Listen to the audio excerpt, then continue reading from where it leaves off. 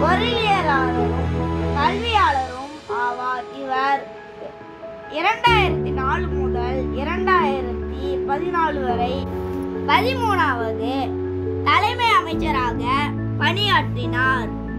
ஜவஹர்லால் நேரு, இந்திரா காந்தி, நரேந்திர மோடிக்கு பிறகு நீண்ட நாட்களுக்கு தலைமை அமைச்சராக பதவியில் இருந்தார்.